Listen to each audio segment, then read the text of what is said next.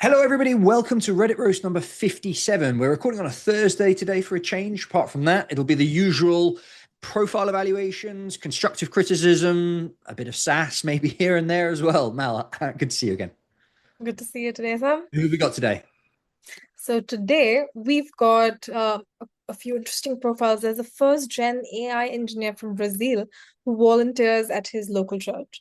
We've got a performance and growth marketer who sucks at standardized testing. We've got someone with a 2.42 GPA who's vying HBS and Wharton. We'll see if that's possible.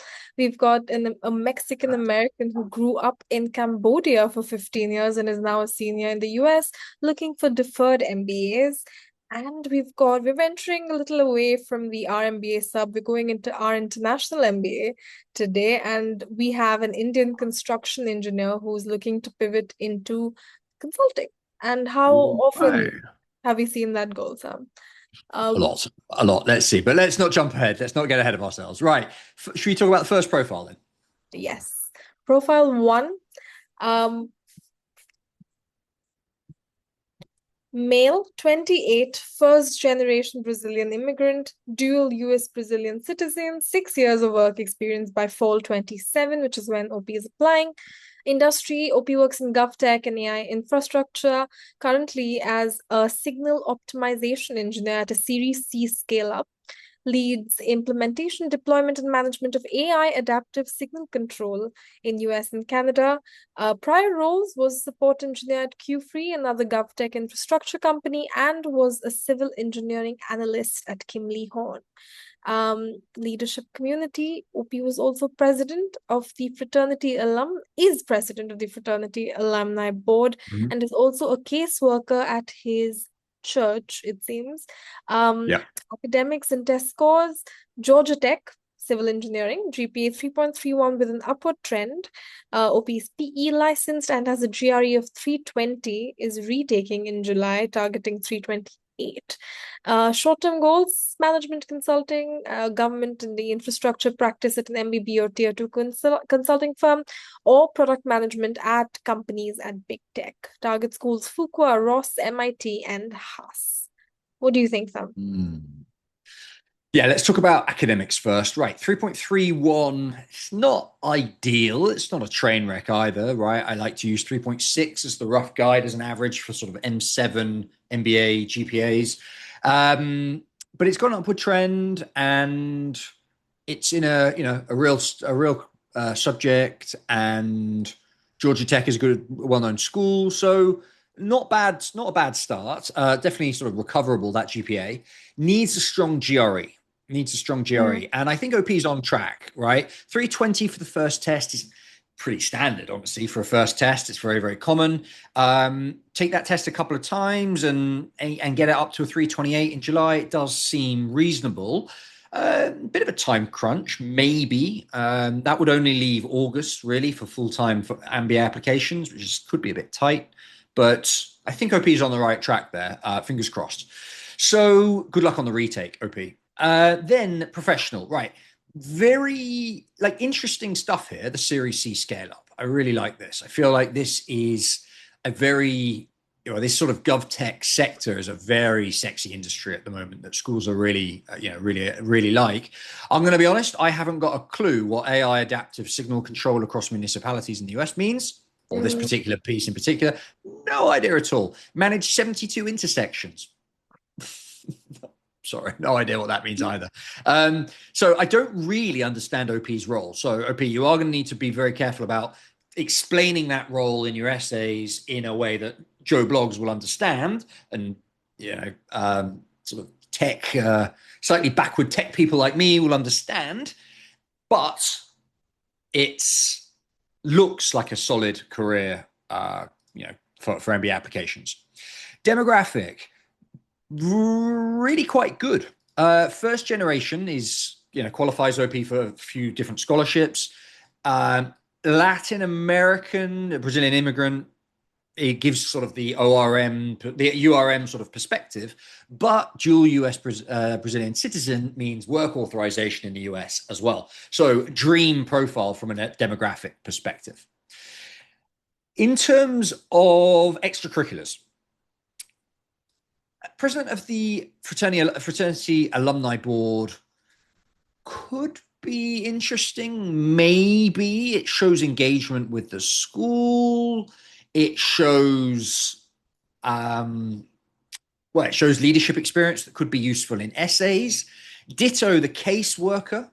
This could be nice. I think the caseworker in particular provides a really nice opportunity to take on even more leadership and more responsibility and really turn that from like a kind of contributor and volunteer into a leadership role in the next few months. Maybe OP, that would really be nice. We'll talk about that later. I think there's a question about strengthening profile later. But yeah, leadership stories out of the extracurriculars, I can see them. That works. Now, goals. Right. I see two goals here, very different goals. One of them is management consulting, government infrastructure at MBB. Kind of makes sense. The other one is product management at big tech. Kind of makes sense as well. I'm not in love with either of them, to be honest. The management consulting role at MBB, it's just so generic. Like there's so many people putting this as a goal. Like I'm an engineer and I like solving problems and I want to become a management consultant. So boring. Schools see that all the time. So I'm not in love with that one. The PM at big tech is also pretty common, but here there's a worry that these roles are going to exist in a few years' time with AI disruption in big tech. Certainly not being actively recruited for right now. Who knows in 3 years, but a bit of a question mark on that as well. To be honest, I would prefer a much more unique goal, something that plays into the sexy GovTech experience, right? Whether that's, I think the kind of optimal is probably pivot into a PM role, so the product management role, but not necessarily big tech. Instead, to focus within OP's niche, this GovTech space, which is growing, which is interesting, which schools like, and write a story about that instead. That's where you'll stand out. That's where you'll make yourself interesting. And of course, once you're on the MBA, you can recruit for big tech if you want. You recruit for MBB if you want. But just in terms of making an interesting narrative, I don't think MBB is going to be interesting. I don't think big tech is going to be interesting. I do think GovTech will be interesting. So overall, a solid profile that is on the way. Bit of work to do still on the GRE, fine. Bit of work to do on those goals, fine. But both of them well within reach. We're currently end of May as we record today, so OP has time for both of those. Mm-hmm. And I did a bit of Googling about OP's role, and it turns out OP controls traffic. These are traffic signals. Oh, I see. And so intersections means like intersections of roads. Yeah. Okay. Super interesting. Super Right? interesting. OP, like that's the story to tell, right? You don't go from that to be like a generic management consultant. Like it's interesting. Use that to your advantage and focus on that on a niche industry there where you can grow into like a management role with an MBA within that niche industry. That's a really compelling story. Focus there. Thanks for the research. I didn't know that, man. Yeah, and so OP's question then is, what are my realistic odds? What do you think? Yeah. Look, I see. Let's say that 328 comes through. Where is it? That retaking, aiming for 328. That's like kind of M7 average-ish. Let's say that comes through. Let's use that as our assumption. What are OP's chances? I think remembering that the GPA is below the 3.6 average, but the work experience could be framed in a really interesting way, and the demographic is very URM and very beneficial. I think M7 is plausible. It should be OP's reach, but I'm not sure MIT. I think within the M7 there's a bit of a range, and I would say the bottom of the M7 is where OP should be focused. I think MIT, HSW is a bit high. I think Columbia doesn't really make sense. I don't see any finance or any reason to be in New York particularly. So I don't think Columbia really makes sense either. But the bottom end of the M7, particularly the sort of the Booths and Kellogg's of the world, I think that's OP's reach. Below that, the T10s I think are definitely like achievable, bread and butter, where OP should be focusing their application. I would particularly like to see a Kellogg application. Kellogg places a lot of people into tech, particularly Amazon, as we've talked about in the past. And a Kellogg MBA with a career narrative focused on gov tech, yeah, it works. It works. It could be really, really nice. So that's the sort of the target schools. But to get there, there's quite a lot of work required. And I'm just going to summarize and go through what OP can do or needs to do to get to that kind of bottom of the M7 goal. Okay, the first one, as I've said, GRE 328, around that ballpark, that needs to be. That's non-negotiable, really, with the low GPA.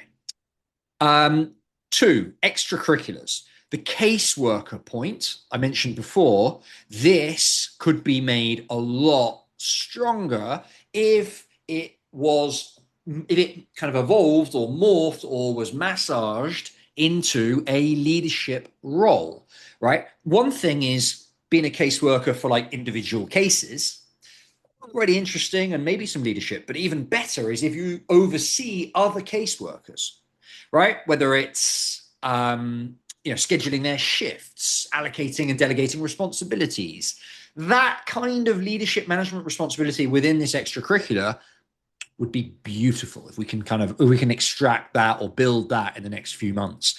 That would strengthen OP's profile. The next is very pragmatic. My next advice is very pragmatic on this. As I say, the 3.31 GPA is not a train wreck, but it's not great, and it needs to be explained. Where? Optional essay. All schools will give you an optional essay to explain things like poor academic performance. In this case, given, and I wouldn't always say to write that, just because your GPA is a bit weak, I wouldn't necessarily encourage you to write it. But in this case, OP's got an upward trend and a really good reason, which is the transfer from the small state school. So an optional essay explaining that GPA will go a long way towards strengthening OP's profile. And I would at this point say that for other people who have got a low GPA and thinking, should I write an optional essay? If you've got a good reason for your low GPA, great. Yeah, definitely do it. But just be careful on this. I partied too hard is not a reason for having a low GPA that you can write about in your optional essay. Not really. You can, and I've seen it where people play like I wasn't very mature card and now I'm more mature. Can work. But really the optional essay works best when you've got a clear, tangible reason for the low GPA, like the point there that OP has shared. So that's on the optional essay. And also, by the way, point to your hopefully higher GRE as an evidence point that you can do the academics and you can crush the quant in particular. Okay, next piece of improvement for OP. I think we're up to 4 if I kept count. Short-term goal. I said this before, I'll reiterate it again. If you throw yourself into the pool of management consultants, somebody there is going to have a higher GPA and a higher GRE than you. They're just such a competitive bunch. You're not going to stand out. I think product management in GovTech is the goal that you should be aiming for. That would work really, really nicely. Now, next piece, longer term goal. I don't think there's any mention of it here. I don't see any mention of it. It might be in the comments, but there's no mention of the long-term goal. That could also strengthen this narrative. I see 2 potential long-term goals that could work. One is a classic would be a pivot into something a bit more regulatory or policy making, right? GovTech, you've got that government angle, moving into government to help them implement technology, moving into government to help them, decide which technologies to use or how to regulate technology. That would be an interesting long-term goal. Or entrepreneurship. And this is kind of the case for anyone who's an engineer in tech. A classic long-term goal is I want to spin off, set up my own thing. The key there is to have some vague idea of what it is you want to do, right? If it's just like I want to be my own boss, that's not really going to be as strong as I have this idea for a potential way that AI can help work with traffic lights. And it needs a dedicated company, and I want to make that company to create this new technology. That could be super cool. That could be really, really nice. So a long-term goal is something to think about, and that will strengthen OP's narrative because it shows that vision. One last point, and this is focusing here on this first-generation Brazilian immigrant story. OP is a classic applicant or classic case of applying with the consortium. Consortium is a group that basically helps underrepresented applicants, particularly Latin American applicants, apply for MBA programs. There's several advantages, not massive, but several tangible advantages to applying with a consortium. One of them is I'm pretty sure there's a way of waiving the application fees. It's like a couple of $100 per school. It helps. Another one is there are ways in the consortium application to streamline your application. You only need to, there are several things that you only need to do once, and that gets submitted across all schools in the consortium. You don't have to do it a whole bunch of different, 8 times. So look into the consortium OP as a way of applying. That's my other piece of advice for how OP can strengthen his or her, his profile. Okay. I think I've covered everything. Yes, this was very comprehensive. Great. Hopefully useful, OP. Get in touch if you'd like any help. I think 2 opportunities here. One is tutoring for the GRE. If you don't hit that GRE 328 in July, it is going to carry a lot of weight. Get in touch if you want to be connected with a tutor who can help you bring that score up. Or when you've got that score in the bag, I think this is a classic case of using an admissions consultant to help frame your narrative and build useful career goals. So get in touch with me directly if that is of interest. Okay, next profile. Next profile. I'm a 26F planning to apply for MBA programs for 2027. My biggest concern right now is standardized testing.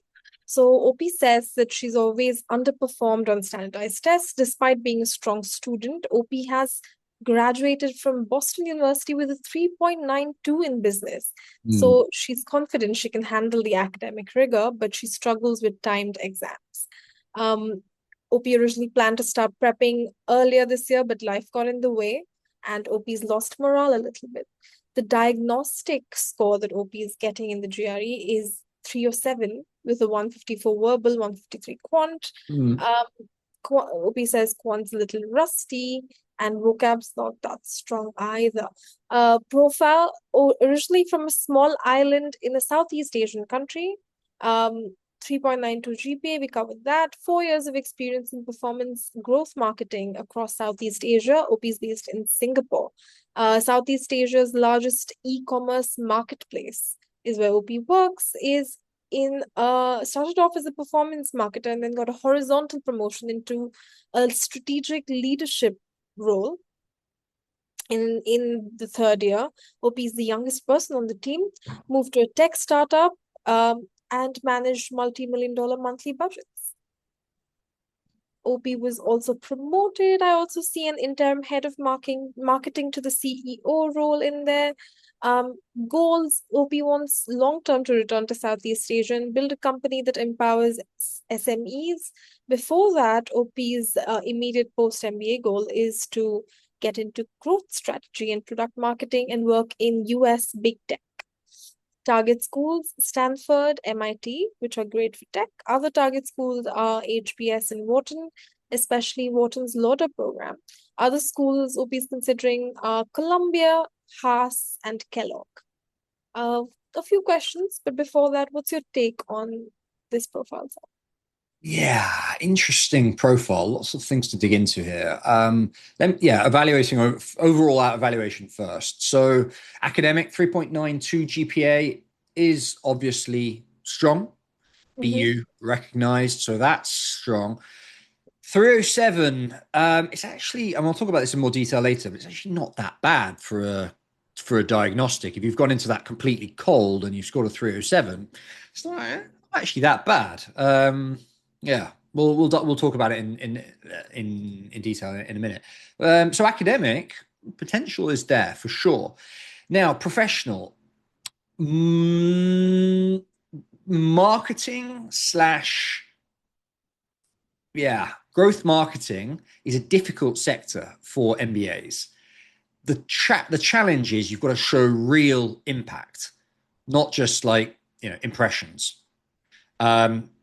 Even like sales growth, it's like, okay, so what?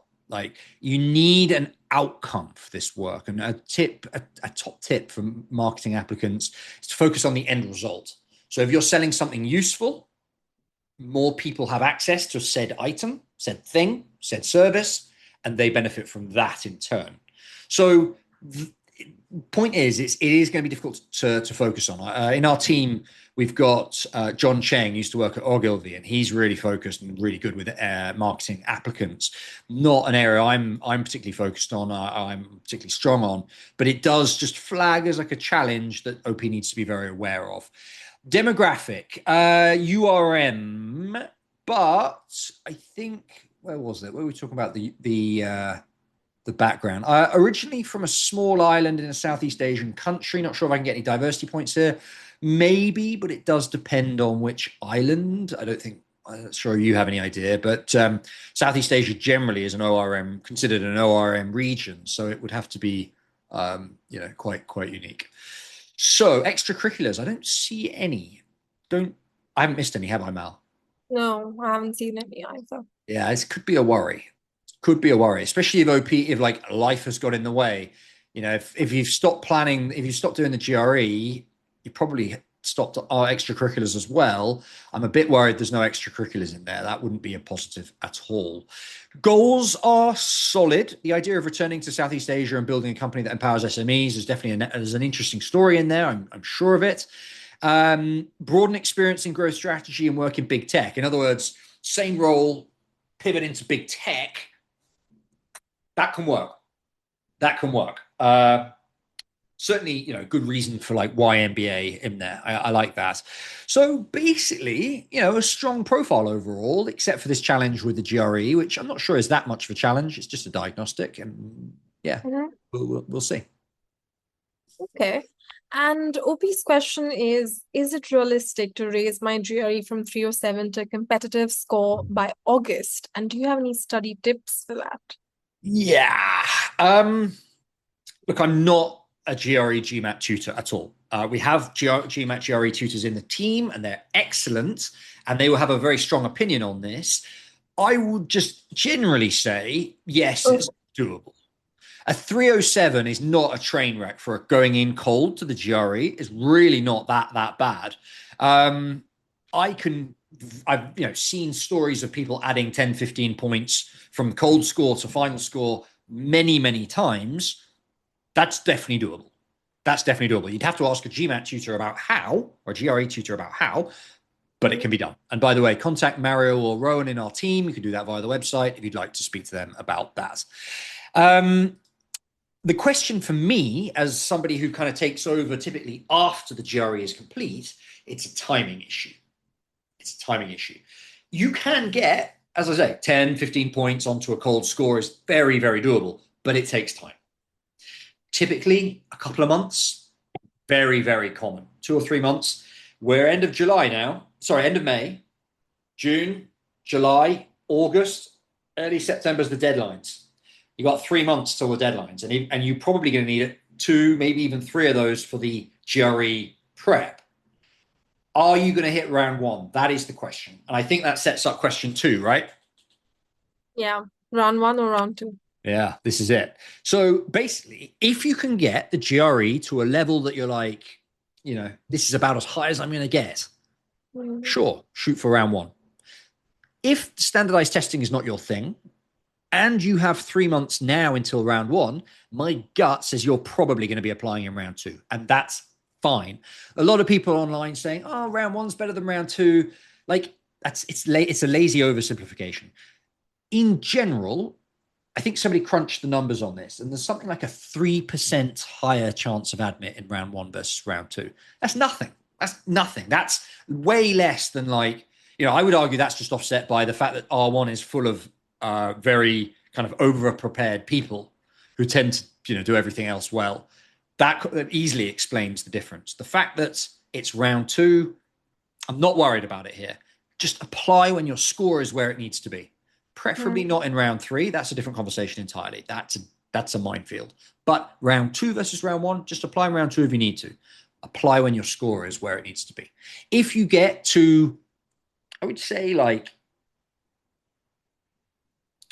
first week of August, and you still don't have the score you want, that's probably your cutoff to do round around two.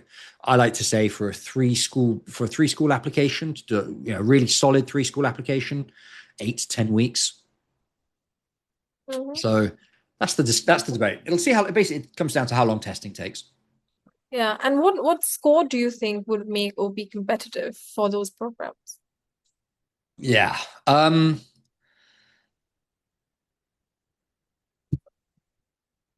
think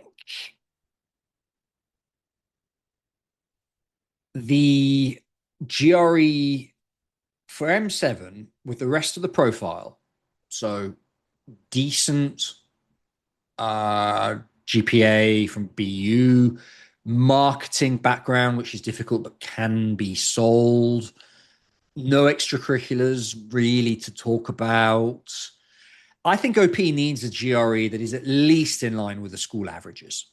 Mm-hmm. At least in line with the school averages. Now, to be more specific about that, I would say if OP is targeting, well, it sounds like they are top of the M7, that Mm-hmm. means like a 320, higher than 328 is what I would like. 329, 330, low 330s would be really, really nice to give yourself a really credible chance at the HSW, Columbia's, MITs of the world. For context, useful anecdote, the lowest that I've ever seen get into Harvard, the lowest GRE that I've ever seen get into Harvard ever was a 320. And that was an outstanding profile everywhere else. And I'm sure this is where somebody else jumps in and says, oh, but I got in with a fine. There's always like exceptions. They're probably an Olympian, right? This we don't have an Olympian here. We have a growth marketer and decent profile, but not exceptional. I think a 330 is where OP needs to be focusing on, aiming for that GRE if HSW is seriously on the cards. Mm-hmm. And what about the lower M7? Yeah, mid 320s, still doable. 325, 26 would be nice for a sort of Kellogg Booth of the world. Mm-hmm. Okay. All right. That's all of OP's questions answered. Okay, awesome. Let's Should move we on to the move next on? profile. All right. Okay. I want to get into top 15 MBA with financial scholarship right out the gate. My goal of an MBA is IB to get deal experience. Plan B is to look into fintech, chief of staff roles. Goal is to recruit into the West Coast. Moving and pivoting for personal and professional reasons. Not 100% sure I want to do an MBA. OP is domestic first gen ORM. GPA is 2.42. Last 2 years of undergrad 3.2, but my first 2 years were horrible. GRE 328, work experience 4 years in the front office role in private credit. 2 years in corporate strategy is OP's current role, all of it in NYC for a bulge bracket bank. Progressed faster than peers, senior associate in 3 years, on track for VP. Recommenders, one is a Wharton grad, the other is a close mentor. Both are MDs at my firm. ECs, lots of volunteering, DEI, mentorship, both in the firm and in the NYC community, but never held a board seat. Have been doing mentorship and tutoring since undergrad. Went to a competitive Canadian undergrad. Schools targeting GSP, Wharton, Kellogg, Haas, Stuck, Darden, Fuqua, Ross, Anderson. Didn't like Stern and Columbia, so OP selected those, self-selected out of those. I think I have a strong application, but I'm concerned about my GPA. I don't have time to commit to doing an alternate transcript, but I can probably do MBA math. OP has also done the first 2 levels of CFA, will finish before starting B school. What do you think, Sam, of this profile overall?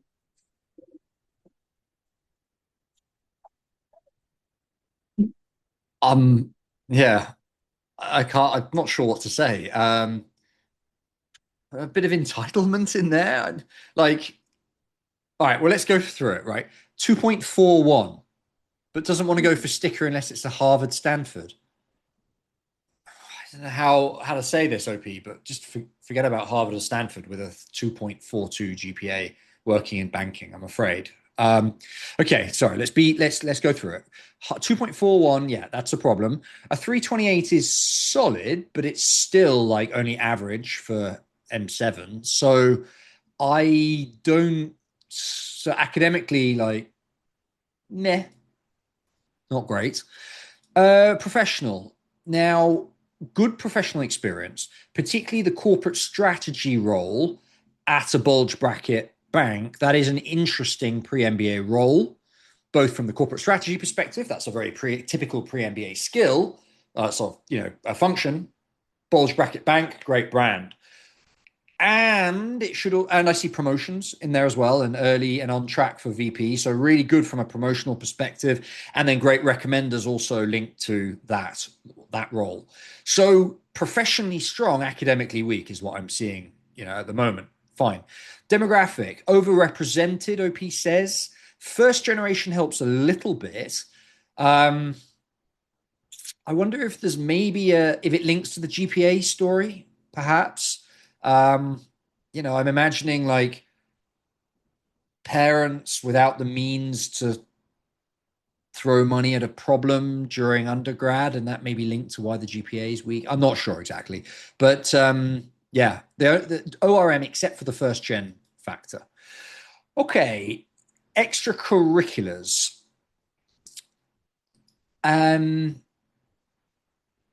The mentorship within the firm is okay, but it's sort of part of your job.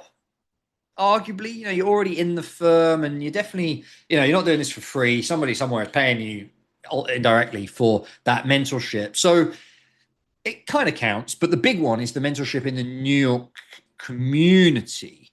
Never held board seats, but has been doing mentorship tutoring since undergrad. So I don't know. I reckon there's probably a community extracurricular in there.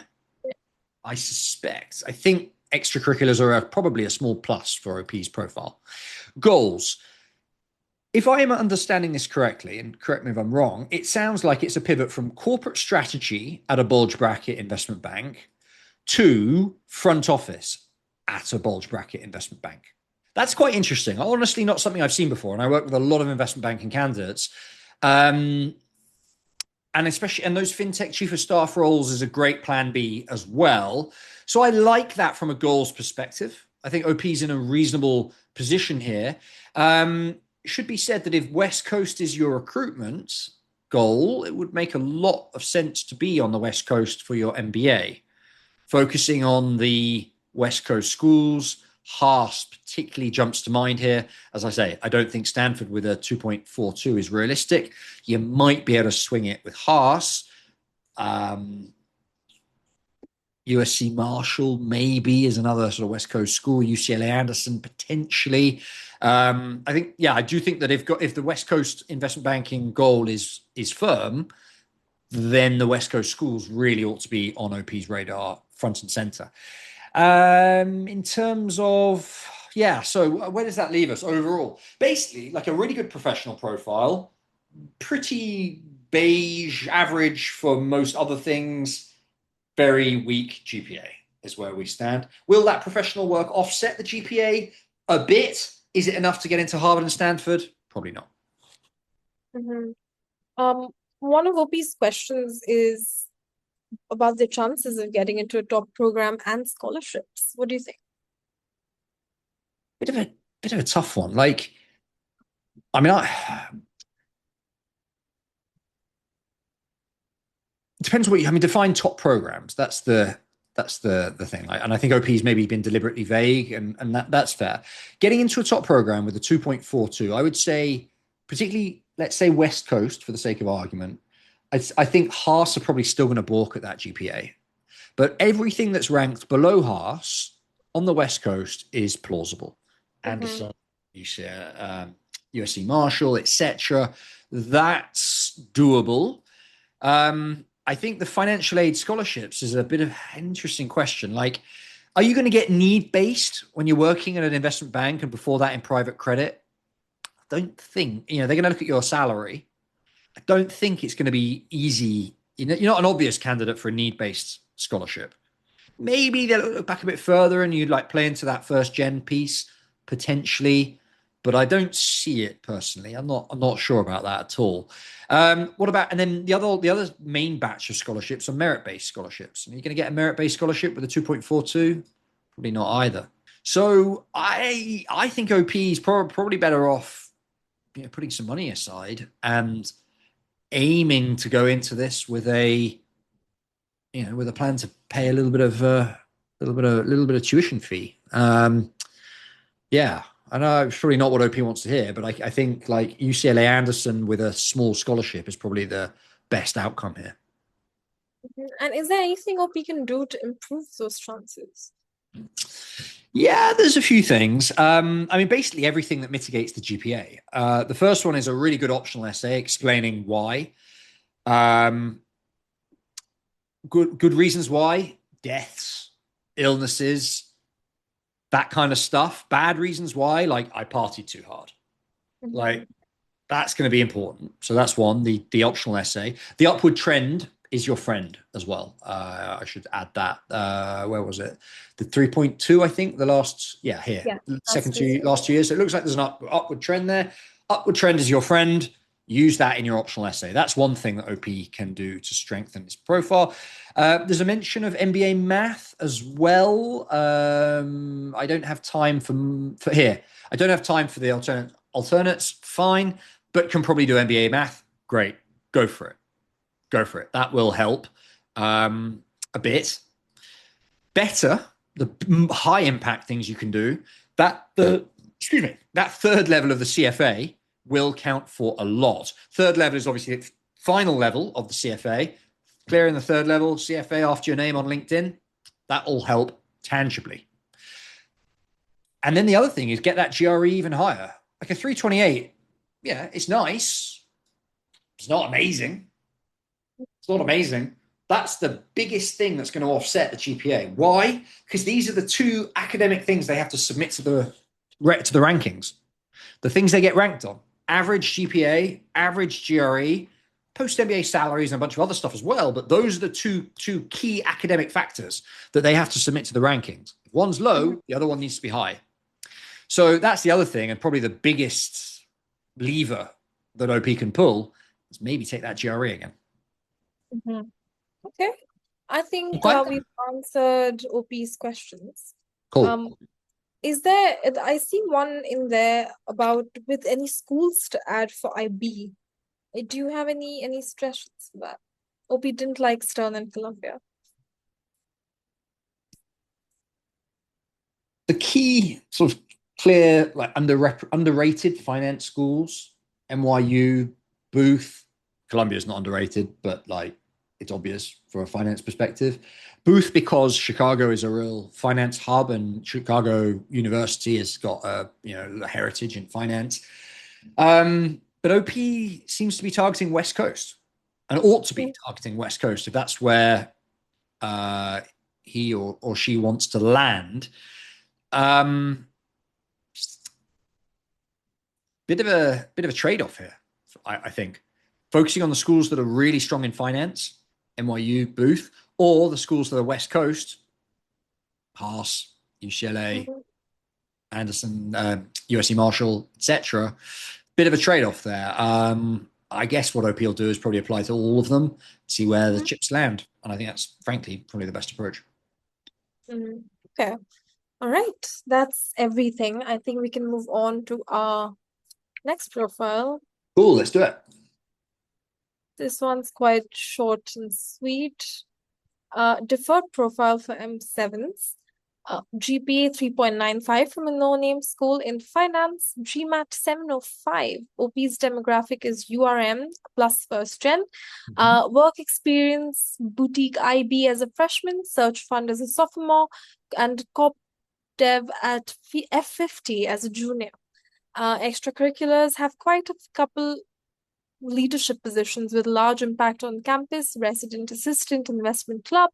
Extra stuff: I have an interesting background. I grew up in Cambodia for 15 years as a Mexican American. My story has a lot to do with this background. Mainly targeting M7s. What do you think? Third culture kid, I believe they call that. I was one as well. I can see why that has lends itself to an interesting story.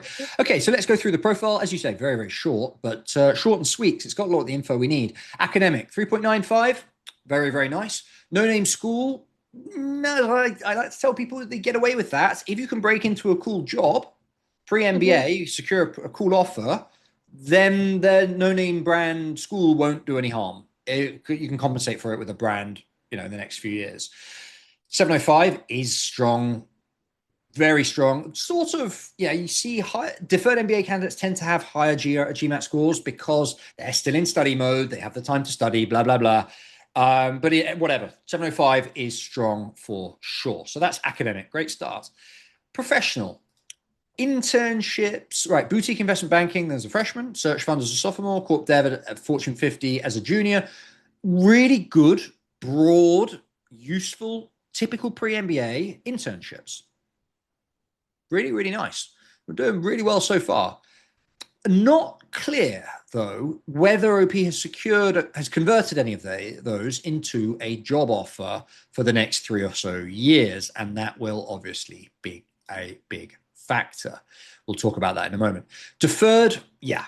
URM, first generation, and with a really interesting international background as well. So, yeah, very, very interesting from a demographic perspective, brings a very unique perspective to class discussions, to diversity statistics, etc. Extracurriculars, leadership positions with large impact on campus, resident assistant, great leadership stories often coming out of an RA role. Really interesting. Investment club as well, leadership position there, really sets up the finance goals.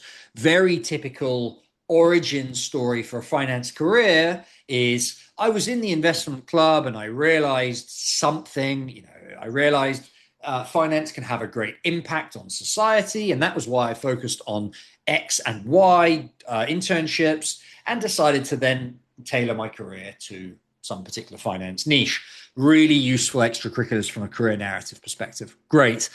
Uh, Goals, we don't know, nor do we have any idea what OP is going to be doing for the next three or so years pre-MBA. So, caveat, positive what we can see, but interestingly, OP hasn't mentioned any of the negatives maybe here. So, Mm-hmm. hard to say conclusively. Yeah. And do you think those target schools, which is M7, is that realistic for OP? Potentially, yes. Mm-hmm. Potentially. What I can see is strong, but I'm worried that OP has only shared what's good. Mm-hmm. If OP doesn't have a job lined up, there's a lot hinging on that, I'm afraid. Yeah. A lot hinging on that. I know in the deferred application portals, it says like, if you've secured a job, so tell us about it here. But if you haven't, that's okay too. Obviously, it's better if you have, particularly in this job market. If you haven't, there's obviously a massive risk that you don't secure a job for quite a lot of time, and that's just not a profile that they particularly attracted to. So it's going to be really, really important. I also, yeah, that's the key. That's the key that I'm seeing. It sounds like a solid profile potentially, but a big question mark. Mm-hmm. And OP wants a little criticism about what he should fix or focus on going Yeah. forward. Yeah. Okay. Well, let me build on what I was saying. So obviously, the role that you do now for the next 3 or so years between graduating from undergrad and starting your MBA is going to be absolutely crucial for your deferred application story. And there are some roles that are better than others for MBA applications. And speaking very generally here, the roles that tend to lead to best outcomes in MBA applications are roles that can have a lot of useful transferable skills. The 3 classic pre-MBA roles that really stand out are investment banking, particularly like the hardcore management rotation programs. Sorry, not management, the rotation programs that a lot of investment banks offer. I did one of them. Really good pre-MBA experience. That's one. 2, management consulting, particularly MBB, obviously, but also the Deloittes, the Accentures, the Oliver Wymans of the world. Really broad and interesting exposure because you get staffed on lots of different types of clients, and that gives you broad exposure as well. The other is product management, really attractive because you are already in a kind of a managementy role, whether it's liaising with potential customers and the developers who are building the product. Communication and leadership transferable skills there, also really nice. All of that to say that OP's choice of pre-MBA role now is going to be key. And, there are good ones and there are bad ones. And that's what OP can do to strengthen his application. Okay. That is all of our questions for this profile. Okay. Shall we move on to our next? Yeah, let's do it. I believe we have look at that ugly blue color. We have an international MBA profile here. I quite like it. I think it's a nice break from the RMBA sub. So this one is a 30-year-old male Indian engineer with 8 years of work experience, 3 years in tech as an analyst at Accenture, 5 years in construction with 2 promotions now, although it's a small firm, but the impact is high compared to what I would have done in software. Low compensation though. GMAT 700 on the old version and a GRE of 327, GPA of 7 out of 10. Profile, OP also played football and was selected to represent the state in national camps, but that was ages ago. OP is looking to target T15 schools in the US and top-tier schools in Australia and Europe as well. What do you think? Yeah, okay. Again, short but sweet. We've got a lot of info in there. So first, from an academic perspective, do we have a GPA somewhere? Yeah, next to the GMAT GRE. That's GMAT. Yeah, okay. GPA 7 out of 10. So that's CGPA 7 out of 10. In engineering, it's respectable. Obviously, if that was IIT, it would be like the best. But I think if it was IIT, we'd know about it. So I think solid. GMAT 700, presumably, I can't remember the dates now, but that's going to be expiring soon. I'm not sure if OP can use that, but a 327 is around the same ballpark as a 700. So actually, like one way or another, a solid GMAT GRE score that OP is going to be applying with. If you get the chance, submit both. Let the school choose the one they like more. Because they'll submit the one that they like more to the rankings. It gives them a bit of flexibility. So from an academic perspective, solid, reasonable, not bad at all. I think professional, this is where things get a bit interesting in a good way. The 3 years in tech as an analyst, Accenture, classic pre-MBA role. I was just talking about this in the previous roast. Very, very classic pre-MBA role. Lots of different interesting insight, lots of different clients, Accenture well regarded, etc. Construction, a underrepresented industry for MBA applications, right? I talked before, there's a lot of people coming from tech, a lot of people coming from banking, etc. But the construction industry can yield some really nice results. We've had some clients from construction punch well above their weight in previous years. 2 promotions is obviously a good sign as well. Although it's a small firm, the impact is high compared to what I would have done in software. Nice. I'm cautiously optimistic that there's some really good stories here. I worked on an interesting construction project and I want to pivot into focusing on that construction, that area of construction, blah, blah, blah. Could be a really nice application narrative in there. Demographic, ORM, OP knows it. Indian male engineer is as ORM as it gets, particularly if no international experience as well. This is a small negative for OP's profile, for sure. Okay, extracurriculars. Football could be interesting, potentially, but it was old, it was ages ago, and there's no indication of any real leadership responsibility in there. The reason why it can be interesting is because if you had like a captain role in sports, that can lead to some really interesting leadership stories. If OP has them, yeah, so be it, great. But if not, not applying to football school, right? Next, goals. I see that OP has written about his goals in the comments. Yeah. Reply to the top comment, yeah. I think it's consulting, isn't it? Yeah.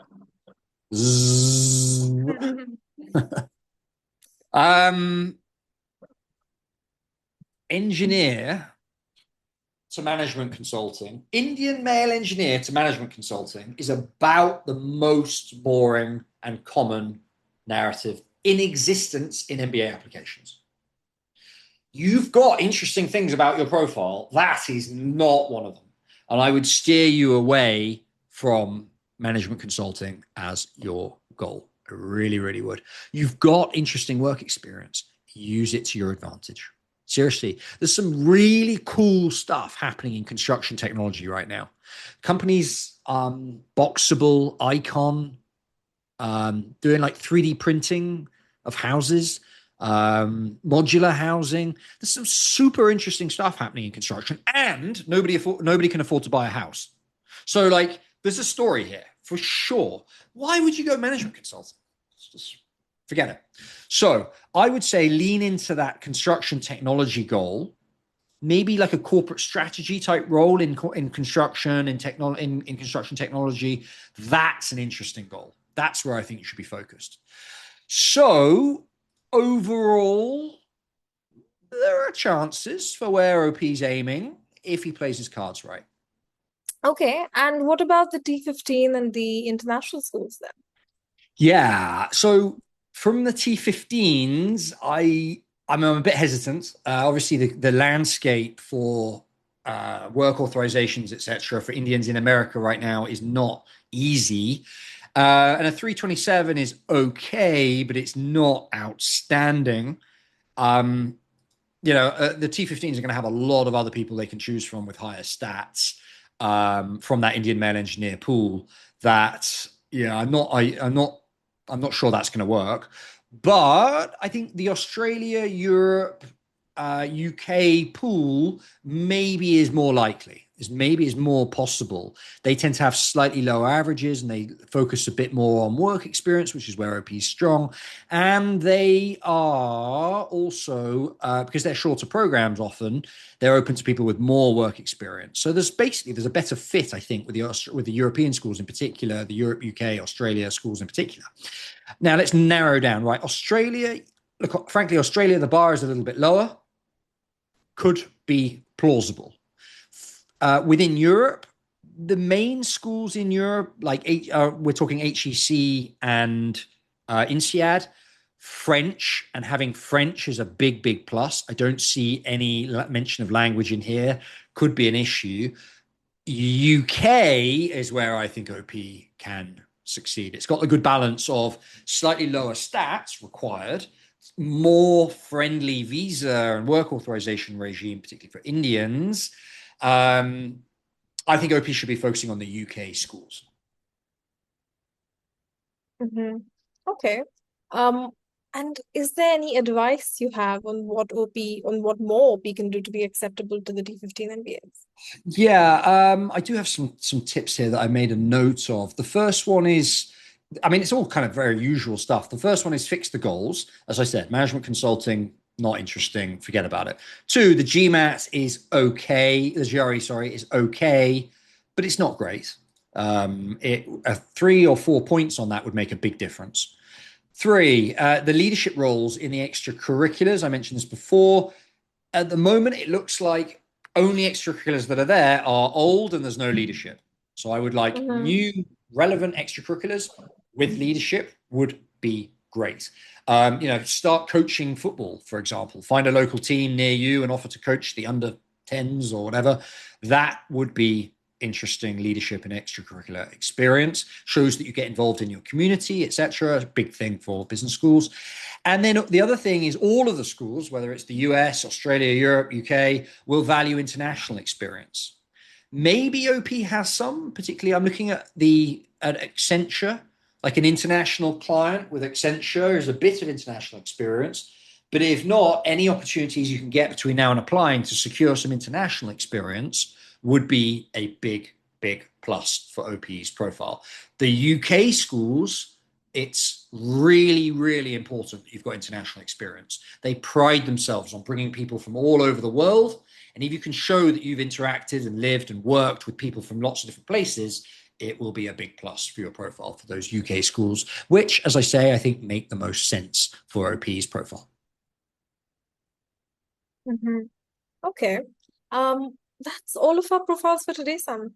Okay, awesome. I believe we have one more bonus. It's an interesting one. Yes, we do. We have a bonus question, MBA, but the M is marriage. Okay, slightly random question. That is correct, OP. But how realistic is it to actually meet your life partner during an MBA? Like, not just dating casually, but genuinely meeting someone you end up marrying and building a life with.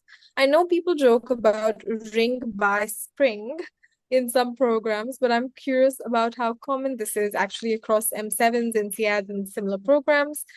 Being honest, a small but real part of why I want to do an MBA is the kind of people you meet and the possibility of finding a long-term partner there.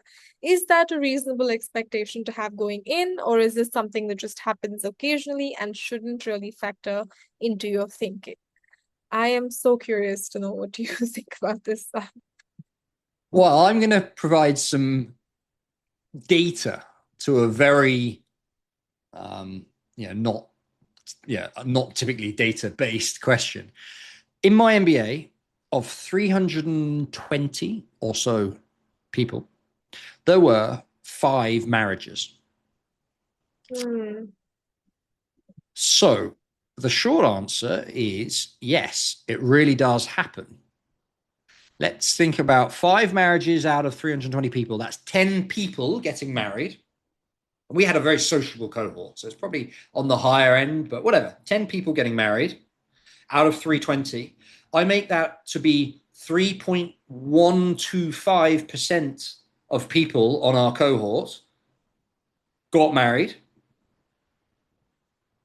I would guess our cohort was pretty typical. It was maybe a bit more on the kind of social and friendly side, but still, it's typical. So that I think is you could use that as a proxy. 3% of MBAs find their partner and get married on the MBA. Fairly high, but conversely, the thing that people don't talk about is how many people got divorced during the MBA. This number was probably about the same. It's probably about, it's probably 5 couples where one of the partners was on the MBA and the other one wasn't, typically, that got divorced. Now, Wow. yeah. And so, look, an MBA really does spur change in this area of people's lives, whether that's the divorce or the marriage or whatever. Why? Yeah, an MBA is a growth experience. It's a growth experience. And typically, if you're growing with someone that's on the same program as you and you're growing together, there's a natural attraction and a natural fit there. Or conversely, if one partner is going to do an MBA and the other one's not, and the one partner who's doing the MBA is sort of growing and developing and maturing through the MBA and the other person isn't, then there starts to be a bit of a gap emerge there, and hence some of the divorces. So, yeah, it's a thing for sure. And if OP wants to meet a partner during the MBA, I would say I haven't thought about this, but I'm going to on the fly give OP some tips as to how to meet a partner during the MBA.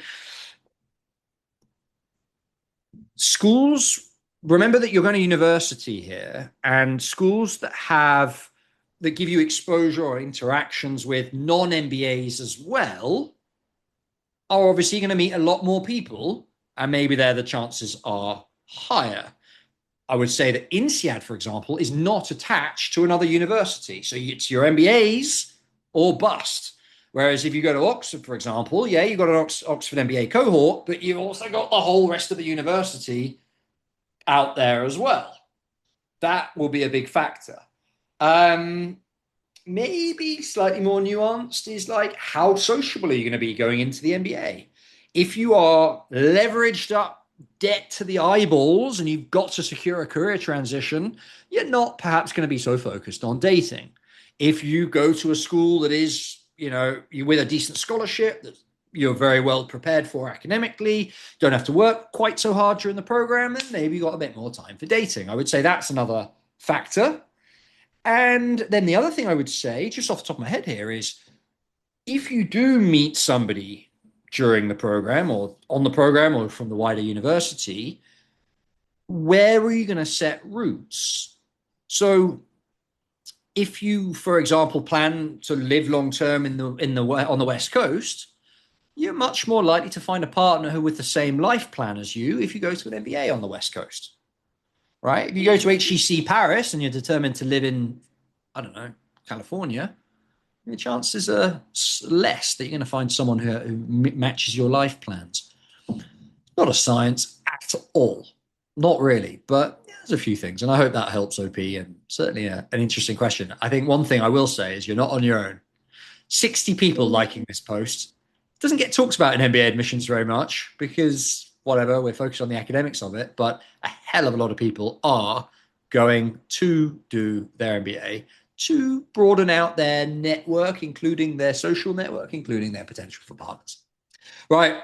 On that note, let's wrap for today.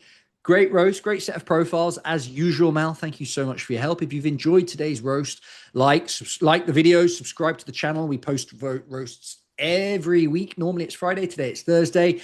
And if you would like your profile to be evaluated, if you're thinking about applying to business schools, perhaps you want to get your profile evaluated, feel free to DM us either on message on YouTube or message on the comments on Reddit. We will dig it out. We will find it.